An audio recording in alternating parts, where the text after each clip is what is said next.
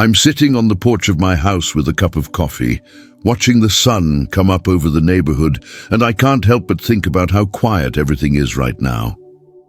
My name is David. I'm 53 years old, and I've been married to Sarah for 28 years. We've built a life together, raised 2 kids, paid off this house, and I thought we were solid. But last month, something happened that made me realize I'd been living in a fog for a very long time. It started innocent enough. Sarah came to me on a Tuesday evening, her phone in hand, scrolling through vacation rentals on Maui. She had this excited look on her face that I hadn't seen in years. "David, look at this place," she said, showing me pictures of this stunning beachfront villa. "The family wants to do a big trip. Your sister texted me about it and her husband is in. Your brother too. We're thinking 2 weeks in July." I looked at the photos. It was beautiful, I'll admit that. Crystal water, white sand, everything you'd dream about. "That sounds amazing," I said. "How much are we talking?" Sarah's expression shifted just slightly. She set the phone down on the coffee table and looked at me with this strange mixture of pity and something else I couldn't quite name. "Well, that's the thing," she said slowly. "We've already been saving for this. The family pool is around 30,000 for the 2 weeks. We got a great rate because we're booking for 10 people. 10 people. I started counting in my head. Her parents, my parents, both our siblings and their spouses, our 2 kids who are now adults. That's 10. That didn't include me. "Okay," I said carefully. "So when do we leave?" Sarah picked up her phone again and wouldn't meet my eyes. "David, we can't afford all 11 people. We've been saving for a year. My parents are helping us with 8,000. Your brother pitched in 3,000, and we're covering the rest from our savings. There's just no room in the budget for you. And honestly, someone needs to stay with the dog anyway. You know how anxious Max gets with boarding." I felt something shift inside my chest. Not anger, not yet. Just this weird, hollow feeling, like the ground had moved under me and I was trying to find my footing. "Sarah, I'm your husband. You're going to take my family on vacation and leave me here?" She finally looked at me, and her face had this defensive set to it. "It's not like you're being abandoned, David. It's 2 weeks. The dog needs you. And frankly, you never really wanted to go to Hawaii anyway. You're always saying you prefer staying home." I had said that once, maybe twice, years ago, but that wasn't the point, and I think we both knew it. "When are you planning this?" I asked. "July 15th to the 29th, she said. "We're flying out early morning, staying in the villa, and coming back on the 30th. I just nodded. I remember sitting there, coffee getting cold in my hands, and thinking about all the times I'd put my own preferences aside for Sarah. All the times I'd agreed to things I didn't want to do because she wanted them. All the family events I'd attended that bored me out of my mind because they mattered to her. And now, when there was something big, something special, something I would have loved to be part of, I was being left behind to watch the dog. "Enjoy your trip," I said finally. "Seriously, I hope you have an amazing time." Sarah looked surprised, like she expected me to fight about it, but I didn't have the energy to fight. I just felt tired. Over the next few days, I watched as the preparations began. The house filled up with excitement. My daughter came over, and my wife started talking about what to pack. My son asked when we were leaving, and Sarah had to tell him his father wasn't coming. He looked confused for a moment, then went back to his phone. I don't think he understood what that meant. The week before they left, I made the decision that changed everything. I was in my home office paying bills when I noticed something odd in our accounts. Our savings account, the one we had for emergencies and big expenses, had a 0 balance, completely drained. I pulled up the statements, my hands starting to shake as I looked at the transactions. $14,000 transferred to a travel account, Another $8,000 for the rental deposit, $3,000 for flights, equipment rental, activities pre-booked, all of it draining our safety net. But the thing that made my chest tighten was seeing Sarah's credit card was maxed out. $52,000 maxed out. I called my accountant, this woman named Patricia, who'd been helping us with our finances for 5 years. "Patricia, I need you to look at something," I said, and I sent her screenshots of all the transactions. When she called me back an hour later, her voice was measured but concerned. "David, your wife has been moving money around, a lot of money. She's been paying off portions of her credit card with your joint savings, then maxing the card again. This has been happening for about 6 months. My stomach dropped. Why didn't I see this before? Because she's been having the statement sent to a separate email address," Patricia said quietly. "David, I think you need to have a serious conversation with your wife about your finances. This isn't normal." I sat in my office for a long time after that call. The house was quiet, except for the sound of the television from the living room, where Sarah was watching her shows. I thought about all those conversations we'd had over the years about money, how we were supposed to be partners in this, how we had an agreement to discuss anything over $5,000. How I'd trusted her completely. That night I didn't sleep. I went through every statement from the last year, every transaction, every charge, and what I found made me understand that I had been living in someone else's life without even knowing it. The next morning, when Sarah came into the kitchen, I was sitting at the table with my laptop open, showing all the statements. "We need to talk," I said, "about everything, about this Hawaii trip, about the credit card, about the money." Sarah's face went white. "David, that's not..." She stopped, then sat down slowly. "You weren't supposed to see that." Those words, those 7 words told me everything I needed to know about the state of our marriage. She wasn't upset that I'd discovered financial mismanagement. She was upset that her plan hadn't stayed hidden. "Not supposed to see it," I repeated quietly. "Sarah, we have joint accounts. I'm supposed to see everything. We promised each other we wouldn't have secrets about money." She looked down at her hands. "I didn't want you to worry. The credit card situation is under control. I'm paying it down." "With what money?" I asked. "Our savings is gone. All of it. $52,000 gone, Sarah." "My parents helped," she said quietly, "and I got a bonus at work." I pulled up the bank records. There was no deposit that matched a significant bonus. "No, you didn't." Sarah stood up abruptly. "Why are you doing this? Why do you have to question everything? I was trying to do something nice for the family. They needed a vacation. Your parents haven't had a real trip in years. My parents are getting older, and I wanted to create memories with them. Is that so wrong?" "Of course it's not wrong," I said, and I meant it. "But excluding me and lying about our finances, that is wrong, Sarah." She wouldn't look at me.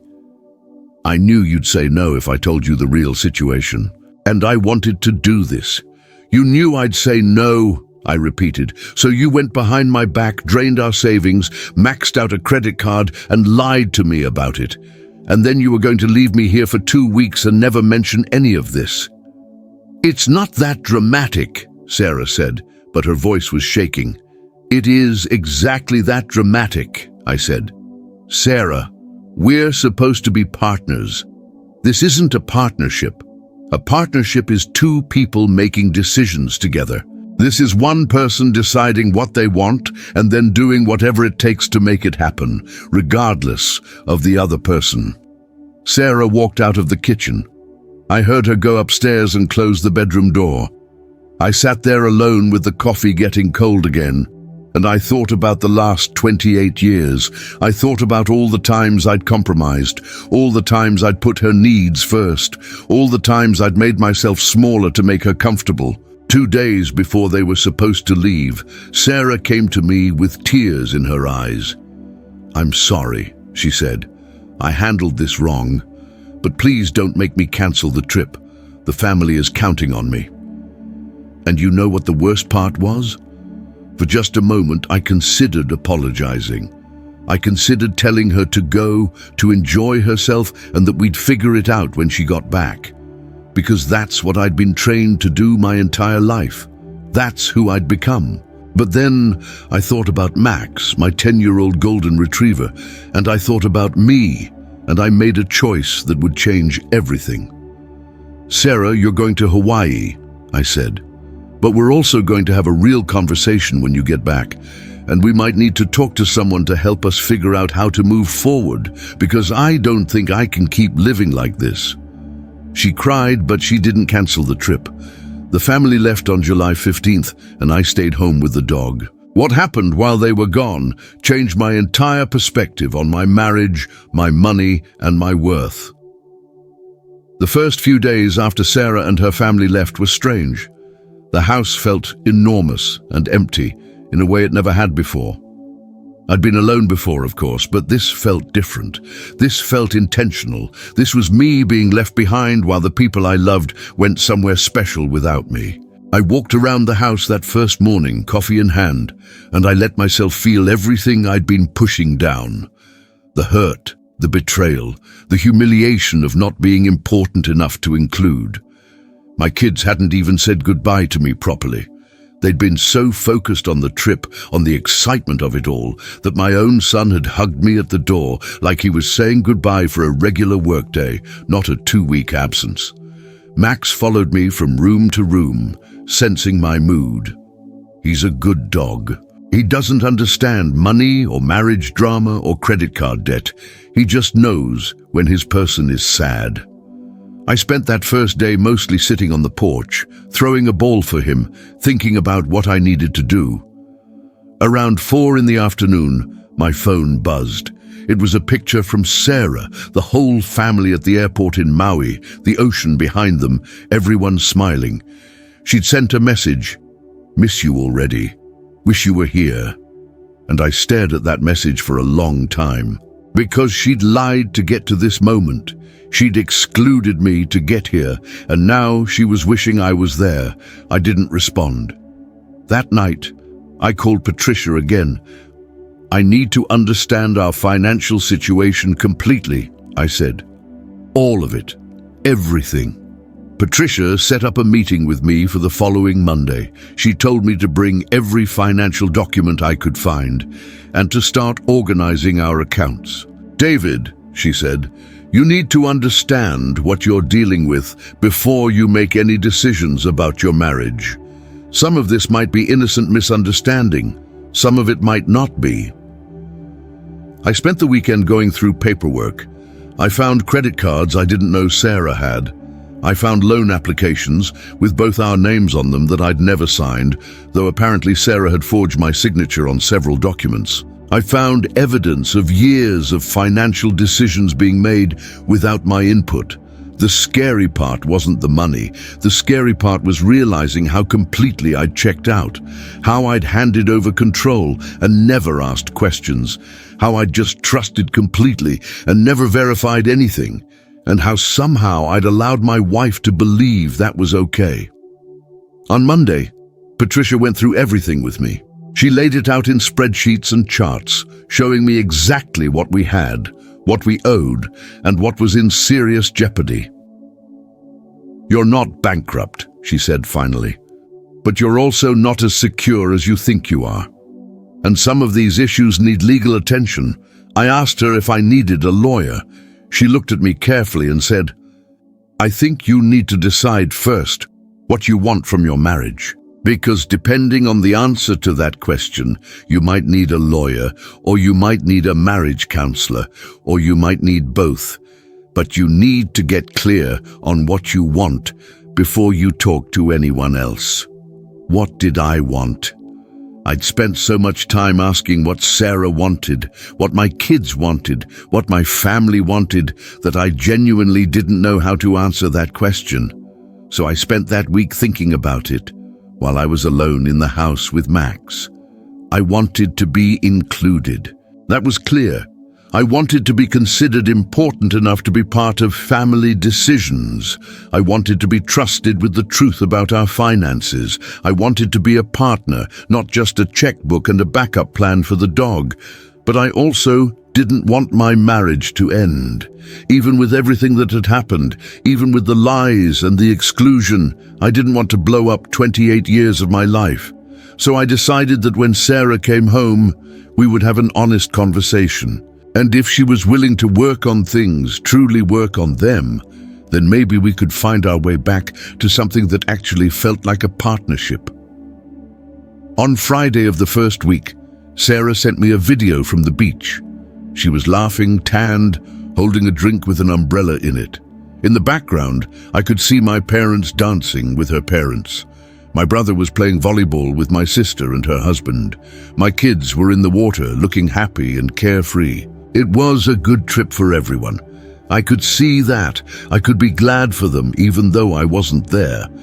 That night, I made a decision that scared me a little. I called Patricia and asked her to prepare something for me. It took her a few days to get it all done, but by Friday, she had created a complete financial document showing the current state of our marriage's finances. Everything, the good, the bad, and the extremely concerning. I also did something else. I contacted a family therapist and booked an appointment for the Monday after Sarah got back. I didn't tell her I'd done this. I just made the appointment and waited.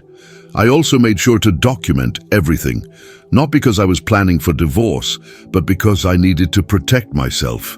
If Sarah wanted to deny that these conversations had happened, I needed a record.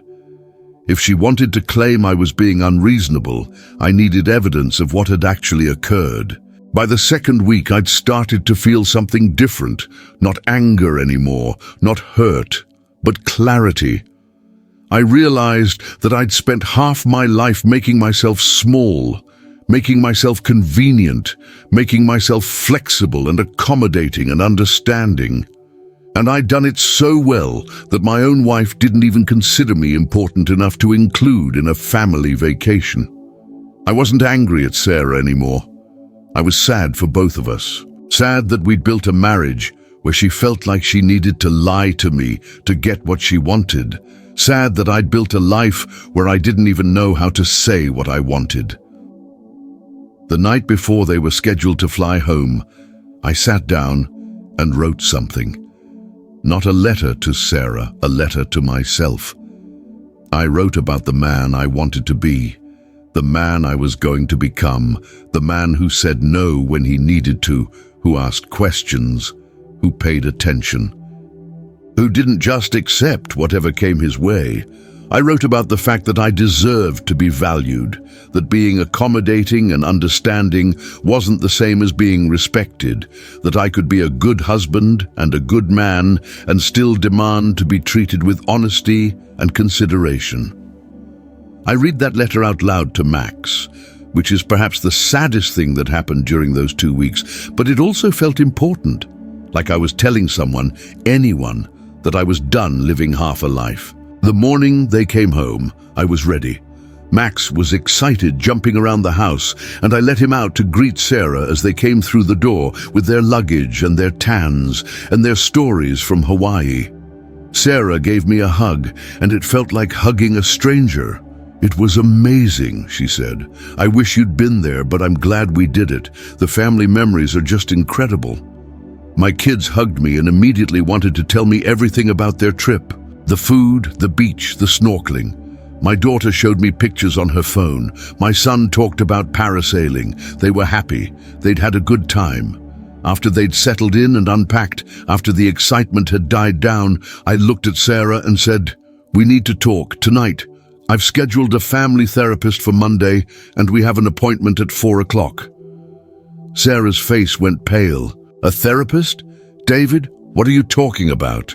"I'm talking about the fact that we need help," I said calmly, "and I'm talking about the fact that some things need to change in our marriage, or I can't keep living like this." "What things?" she asked, but I could see she already knew.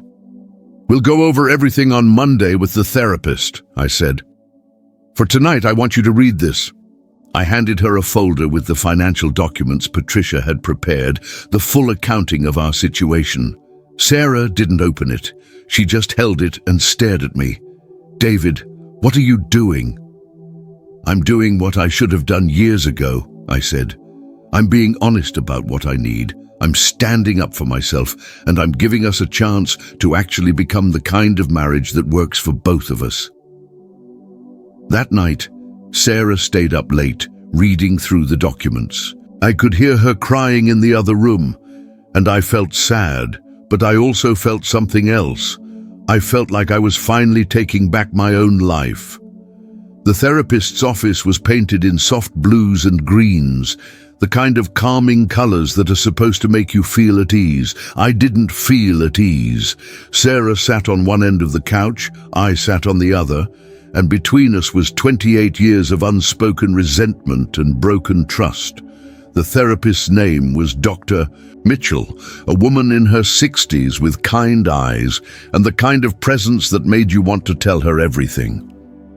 "So," Dr. Mitchell said after we'd settled in, "I understand you two have been married for 28 years, and you're here because there are some significant issues you need to work through. David, would you like to start by telling me what brought you here?" I'd rehearsed this in my head 100 times, but sitting there, looking at Sarah, I found myself getting emotional in a way I hadn't expected. "I love my wife," I said, and I meant it. "But I don't feel like a partner in this marriage. I feel like I'm a supporting character in someone else's life, and I'm tired of it." Sarah immediately started to object, but Dr. Mitchell held up her hand gently. "Let him finish," she said. So I told her everything. I told her about the Hawaii trip, about being excluded from a family vacation. I told her about the finances, about the credit cards, and the forged signatures, and the decisions being made without my input. I told her about feeling invisible in my own marriage, about how I'd spent so long accommodating everyone else's needs that I'd forgotten to have needs of my own. When I finished, Sarah was crying. "That's not fair," she said. "I didn't exclude you to hurt you. I was trying to do something good for the family. And the money stuff, I was trying to handle it so you wouldn't have to worry. That's not how partnership works," Dr. Mitchell said gently. "Sarah, I hear that your intention was good, but intention and impact are two different things, and impact is what David is responding to. The impact was that he felt excluded, betrayed, and lied to. Can you see how that would damage trust in a marriage?" Sarah nodded, crying harder now. "I see it now. I see it. The question," Dr. Mitchell continued, "is whether you're both willing to do the work to rebuild that trust, because trust doesn't come back easily, and it requires both people to be committed to being different." We talked for an hour. Dr. Mitchell asked us questions, real questions, not the kind that have easy answers. She asked Sarah why she felt like she needed to hide things from me. She asked me why I'd stopped paying attention to our finances. She asked us both what we'd been getting out of the marriage that kept us staying even when things felt broken. By the end of the session, we had homework. Real homework. Sarah was supposed to write down all the financial decisions she'd made in the last year and be prepared to discuss them. I was supposed to write down what my needs were in the marriage, what I actually wanted, and what I was no longer willing to accept. And we were both supposed to read a book about rebuilding trust in relationships. "This is going to be hard," Dr. Mitchell said as we were leaving. "Change is always hard. But I think there's something to work with here. You both care about the relationship. That's important." The next few days were strange. Sarah was hyper-aware of me in a way she hadn't been in years. She'd check in throughout the day. She started asking me questions about my preferences, about what I wanted for dinner, about how my day was. It felt performative at first, like she was playing the role of a considerate wife after being caught not being one. But then something shifted. On Thursday evening, Sarah came to me and said, "I want to understand why I did this, why I felt like I needed to hide things from you. I've been thinking about it, and I think I know, but I need to say it out loud. We sat on the porch, the same place where I'd been sitting alone just 2 weeks before, and Sarah started to talk. She talked about her childhood, about her parents always fighting about money, about how she'd learned that money was power, and whoever controlled it had the power in the relationship. She talked about how, over the years, she'd started to feel like I didn't really need her, that I was fine on my own, and so she'd started to make decisions unilaterally, because at least then she felt like she mattered.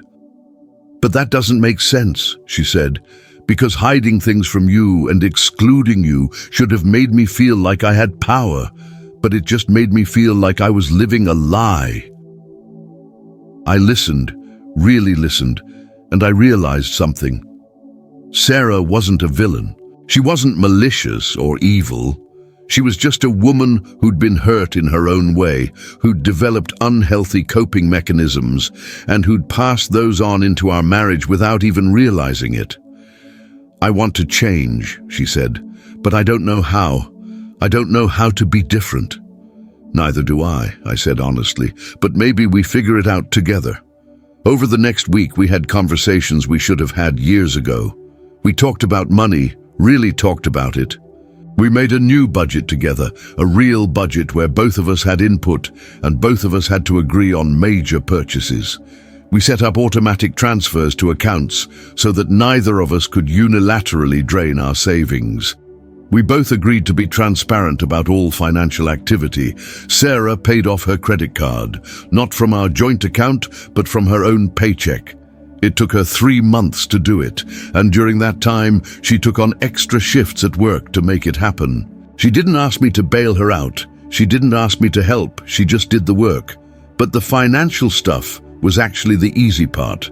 The harder part was rebuilding emotional trust. It's harder to forgive a lie about money than it is to fix the money problem itself, because a lie about money is really a statement about how little someone respects you, how little they think you deserve to know the truth.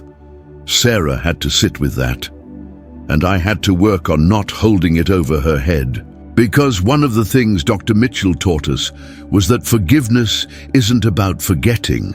It's about deciding that you're willing to move forward anyway, knowing what you know. 3 weeks after Sarah got home from Hawaii, I did something that surprised us both. I booked a trip, just for us, a long weekend in Sedona, which is where Sarah had always wanted to go. I'd been saving for it secretly, the same way I'd started paying attention to everything else. When I told her, she cried. "David, I don't deserve this," she said. "Not after everything. You deserve to be valued," I said, "and I'm going to spend however long it takes proving to you that you are, that we are." We went to Sedona, and for the first time in years, we actually talked. Not about problems or therapy or finances or family. We just talked about our hopes and our dreams and the people we wanted to become. Sarah told me about wanting to go back to school, to get her master's degree. I told her about thinking I wanted to start a side business doing consulting work, something I could control and build myself. And instead of immediately saying those things weren't possible, we talked about how we could make them work. We talked about compromise and sacrifice and mutual support. When we got home from Sedona, something had shifted. I don't want to make it sound like therapy and one weekend trip fixed everything. It didn't. We still had arguments. We still had moments where old patterns tried to creep back in, but we were different. We were trying, but here's where the story takes a turn that I wasn't expecting. While we were in Sedona, my accountant Patricia called me. She said she needed to talk to me in person about something important. I met with her the day after we got back, and she showed me something that made my blood run cold. While Sarah and I were rebuilding our trust, while we were in therapy working on becoming partners, my mother had called. She told me that she'd been thinking about her will. She told me that she wanted to make sure I was taken care of. And then she told me something that changed everything. "David," my mother said over the phone, "I've been thinking about your situation. about the financial troubles you've been having. I want to help you." My mother had always been independent. She was a woman who'd built her own career, who'd never relied on anyone. She was also incredibly private about her finances. So when she told me she wanted to help, I was shocked. "Mom, you don't have to do that," I said. "I know I don't have to," she said, "but I want to. I'm leaving you a significant portion of my estate. My financial advisor helped me set up a trust, and it's going to be disbursed in stages so that you'll have security for the rest of your life. I wanted you to know so you could plan accordingly." I asked her how much we were talking about. She told me the number, and I actually had to sit down. We were talking about $2.3 million.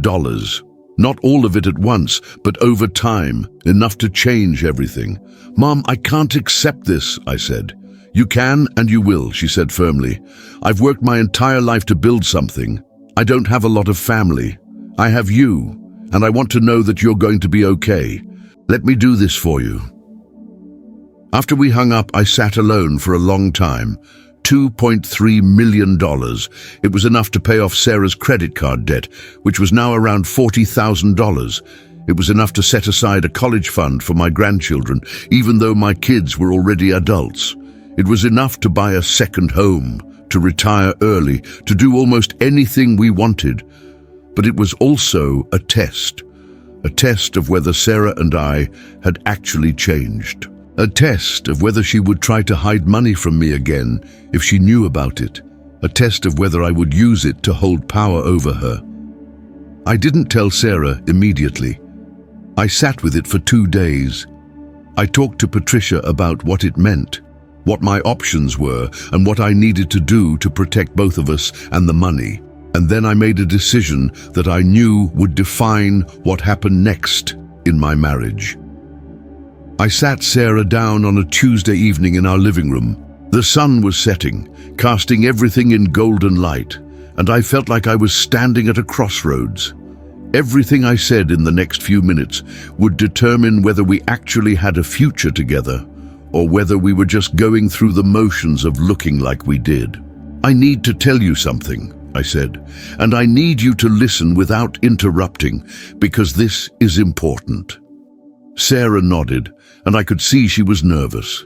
She was probably bracing for bad news. "My mother called me," I said. "She told me that she's setting up a trust. She's leaving me a significant amount of money, $2.3 million to be specific. It's going to be disbursed over time, starting with the first distribution in about 6 months. I watched Sarah's face. I saw the moment when she processed what I'd said. I saw the shock, the calculation, and then something else. Relief. "David, that's incredible," she said. "That's going to change everything for us." "I know," I said. "And that's why I need to tell you how I'm going to handle it." I'd spent hours with Patricia, making sure we did this right. I'd consulted with a lawyer. I'd thought about what it meant and what it didn't mean.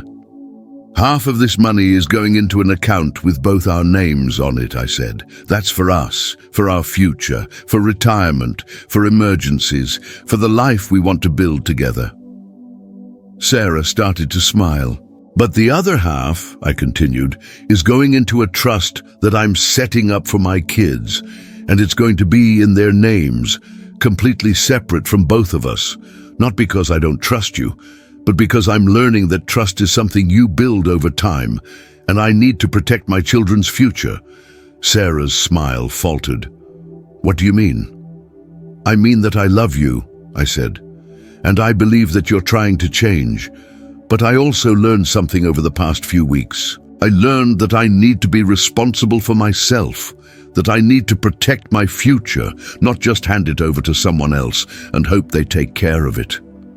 "Are you saying you don't trust me?" Sarah asked, and I could hear hurt in her voice. "I'm saying that trust isn't just about whether you're trying to be trustworthy," I said carefully.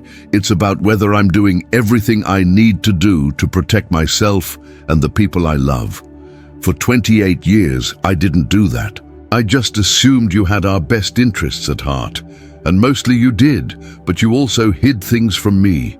You made decisions without me, and I let it happen because I wasn't paying attention."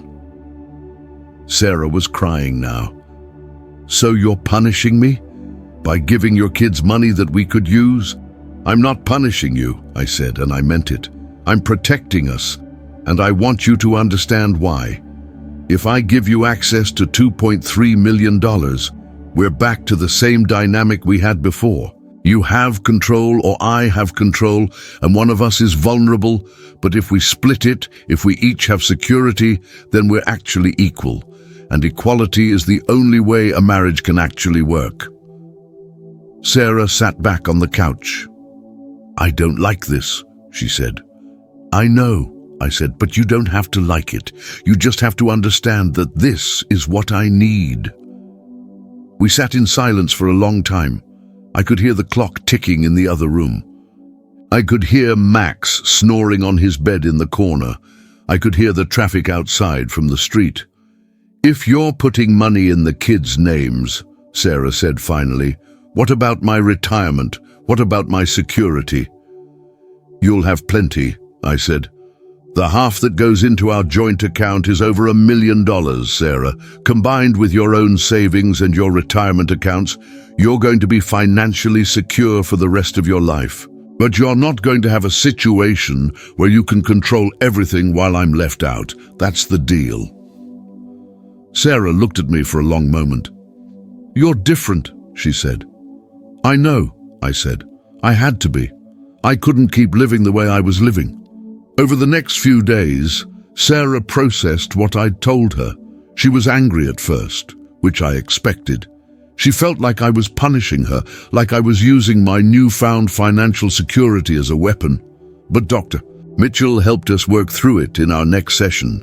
"David is establishing a boundary," Dr. Mitchell explained to Sarah. "He's saying that he's willing to be vulnerable in some areas, but not all, and that's healthy.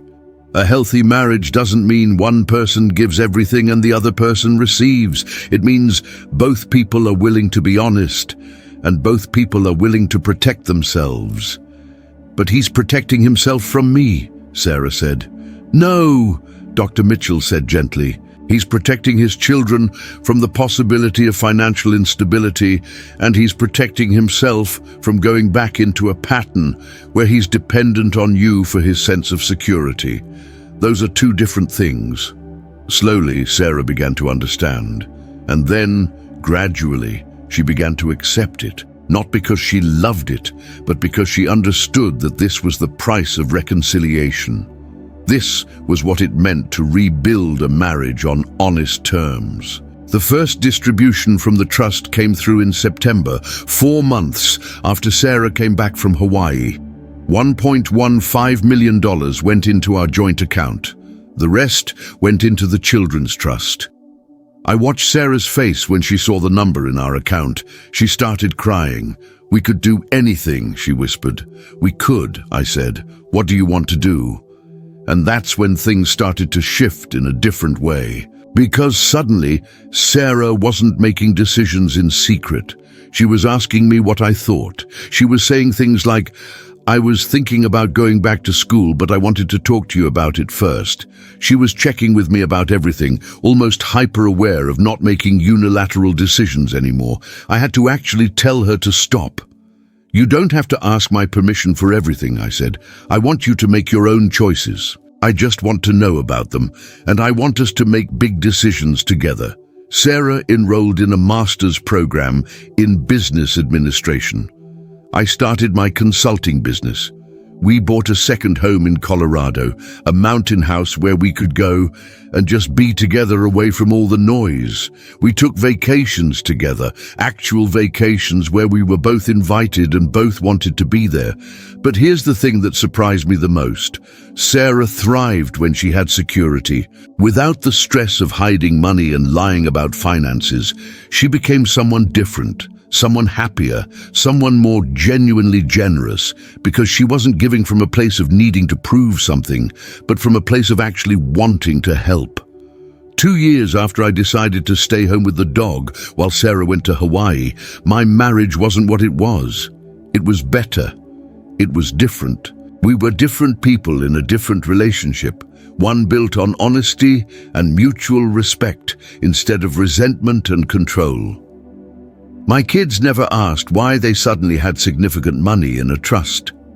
I think they understood, without me having to explain, that their father had learned something about protecting what mattered. My parents were relieved. My brother joked that I'd finally gotten smart. The last time I sat on the porch with Max, drinking coffee and watching the sunrise, everything looked different. The neighborhood was the same. The house was the same. But I was different. And Sarah was different, and that Hawaii trip, the one where I was left behind, the one that hurt so much at the time, it became the moment that everything changed. It became the moment I decided I deserved better. It became the moment I stood up for myself. I never asked Sarah to regret the trip.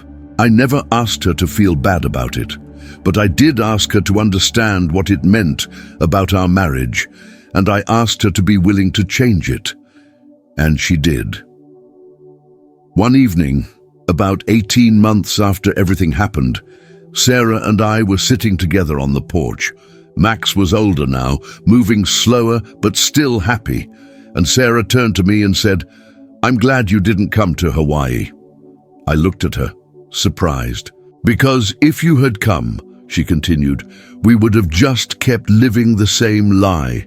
We would have had a nice vacation and come back to a broken marriage, and neither of us would have done anything about it.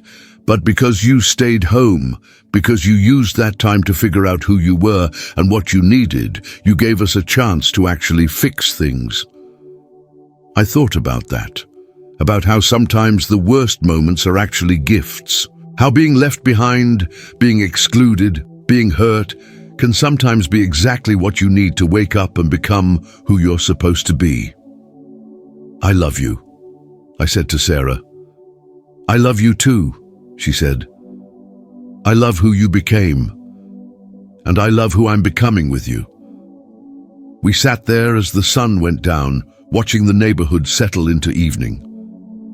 Max put his head on my lap. Sarah held my hand. And I thought about that man from 2 years ago, the one who said, "Enjoy your trip," when he wanted to fight, the one who ignored the red flags, the one who made himself small to make other people comfortable. He was gone, and in his place was someone who understood his own worth, someone who could love without losing himself, someone who knew that real partnership meant both people showing up honestly, vulnerably, and with a willingness to actually change. Hawaii could wait. My wife and my dog and my porch at sunset were exactly where I needed to be, and for the first time in a very long time, I was exactly who I needed to be.